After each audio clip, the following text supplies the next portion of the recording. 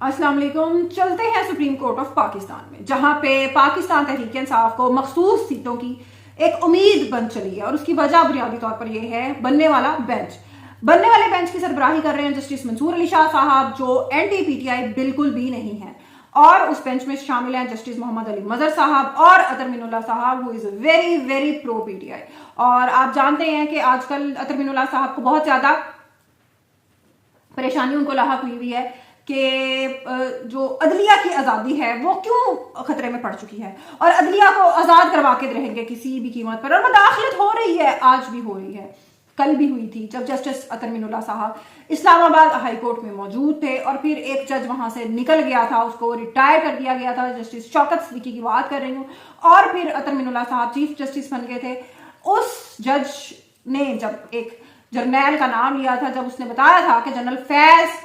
इस केस में इन्वॉल्व हैं और उन्होंने प्रेशर डाला है और उनकी वजह से ये सब कुछ हो रहा है, तो जस्टिस अतर मिनुल्लाह साहब ने उसी जज का बाइकआउट कर दिया था। लेकिन आज उनको याद आ गया कि अदलिया में मुदाखलत होती रही है, अदलिया में मुदाखलत हो रही है और उसको रोकना चाहिए, क्योंकि अब बात आ गई है बाबर सत्तार साहब के ऊपर। और बाबर सत्तार साहब के बारे में जो एक सोशल मीडिया कैंपेन चलाई जा रही थी वो बहुत ज्यादा नफरत अंगेज है और उसकी वजह से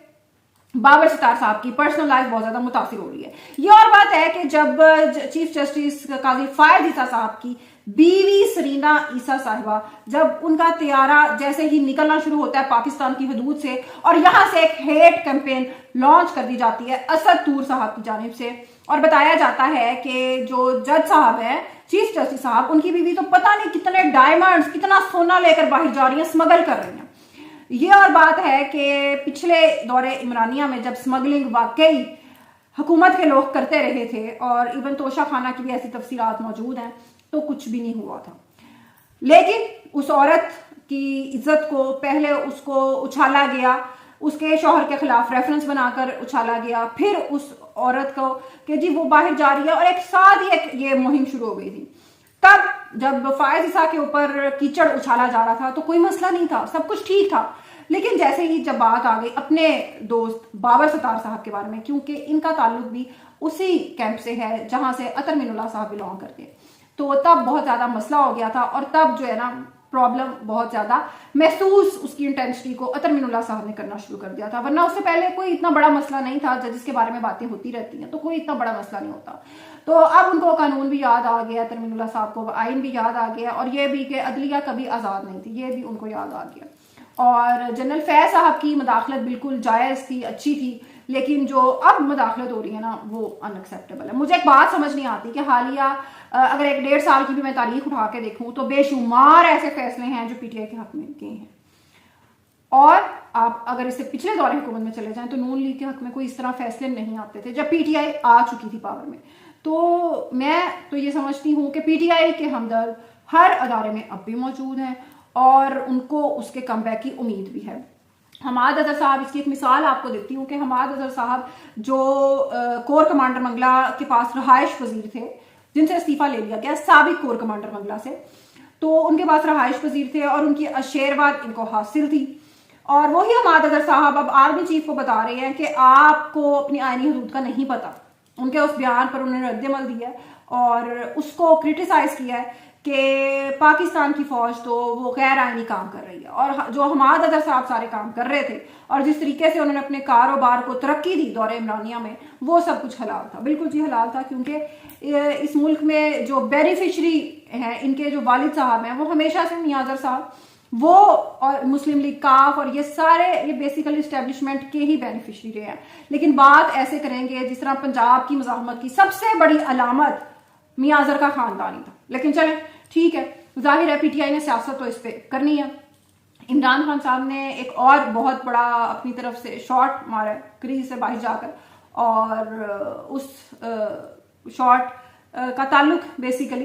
एक अखबार टेलीग्राफ में लिखे हुए उनके एक आर्टिकल से है, और उसमें उन्होंने इस बात का फिर एक शक जाहिर किया है, बल्कि उन्हें तो यकीन है, मैं उसे कह रही हूँ कि शक जाहिर किया है कि पाकिस्तान अपने अड्डे, अपनी बेसिस दे रहा है किसी और मुल्क को। वो और मुल्क कौन है मेरा ख्याल है बताने की जरूरत नहीं है। और पाकिस्तान की फौज पर और अमेरिका पर गठजोड़ का इल्जाम लगाया है बेसिकली इमरान खान साहब ने, اور اب جبکہ ایران سے، چین سے، سعودی عرب سے، امریکہ سے پاکستان کے تعلقات کچھ بہتر نہیں، چلنا شروع ہوئے تھے، تو اس قسم کی صورتحال میں اس ساری چیز کو ختم کرنے کا، اس کو مفلوج کرنے کے لیے عمران خان صاحب نے بیسیکلی یہ پیغام دیا ہے، کیونکہ جو خطے میں کشیدگی چل رہی ہے، ایران، اسرائیل، پاکستان، امریکہ اور ایون بھارت اور چین بھی اس کے اندر شامل ہو جاتے ہیں آگے چل کر آپ دیکھیں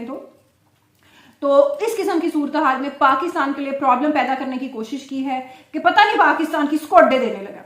تو پاکستان بیچارے کو تو کوئی پوچھ ہی نہیں رہا بیسیکلی، ورنہ پاکستان تو اپنے اڈے دینے کے لیے ہر ٹائم تیار ہے، اور عمران خان صاحب نے تو سب سے پہلے دینے تھے اگر ریٹ اچھا مل جاتا، کیونکہ ریٹ اچھا مل گیا تھا کشمیر کا تو آرٹیکل 370 ختم کروا دیا تھا، اور ریٹ اچھا مل گیا تھا اس لیے جو مودی سے ساری ٹرانزیکشنز ہوئی تھی وہ اپنے پرائیویٹ اکاؤنٹس میں کروا لی تھی. تو یہ سٹوری بھی کبھی نکل آئے گی کہ جنرل باجوہ صاحب نے اور عمران خان صاحب نے کشمیر کا سودا کتنے میں کیا تھا. تو اس قسم کی جب آپ نے حرکات کیوں تو آپ کو ایسے ویسے بیان دینے بنتے نہیں ہیں، کیونکہ پاکستان کی خارجہ پالیسی پچھلے اگر میں 20-25 سال کا ایک جائزہ لوں تو گھٹیا ترین پالیسی پاکستان کی خارجہ پالیسی دور عمرانیہ میں تھی. اور ایون یہ اوقات ہوتی تھی کہ وزیر خارجہ شاہ محمود قریشی صاحب سعودی عرب جیسا ملک جس سے انہوں نے پتہ نہیں کتنے تحفے انہوں نے لیے ہیں اور کتنی ہم نے ان سے تیل خرید کر ہم نے پتہ نہیں کتنا ان کو بزنس دینا ہوتا ہے، اس ملک کے وزیر خارجہ سے یہ ملنے جاتے تھے تو ان کو باہر دھوپ پہ بٹھا دیا جاتا تھا کہ چلو جی ویٹ کرو ابھی وہ ذرا بزی ہیں. تو یہ آپ کی اوقات ہوتی تھی بیسیکلی. لیکن اگر آپ پی ٹی آئی کا سوشل میڈیا دیکھیں جا کے تو پاکستان میرا خیال ہے وہ بس امریکہ سے پیچھے رہ گیا تھا خارجہ پالیسی میں، باقی تو سارے ملکوں سے اوپر چلا گیا تھا. عمران خان صاحب کی پرسنالٹی اتنی اچھی تھی کہ کسی بھی ملک کے سربراہ سے ملتے تھے تو وہ کہتا تھا کہ چھوڑو یار اکانومی، چھوڑو ہر چیز، تمہاری پرسنالٹی سے میں بہت زیادہ متاثر ہو گیا ہوں. تو سوشل میڈیا پہ عمران خان صاحب کی پاپولیرٹی اور ان کا جو پاپولزم ہے، بیسیکلی ایک پاپولسٹ لیڈر ہے عمران خان صاحب. اس صدی کے بڑے جو عظیم پاپولسٹ لیڈرز ہیں ان میں ایک نام عمران خان صاحب کا بھی ہے، اور نہ صرف پاکستان بلکہ امت مسلمہ کے بہت بڑے پاپولسٹ لیڈرز ہیں. یو کے میں ان کے چاہنے والے ہیں، امریکہ میں ان کے چاہنے والے ہیں، اور پوری ملک میرا خیال ہے پوری دنیا میں پھیلے ہوئے ہیں. جہاں جہاں پاکستانی ہیں وہاں عمران خان صاحب کا نام انشاءاللہ ہمیشہ زندہ رہے گا. اللہ حافظ.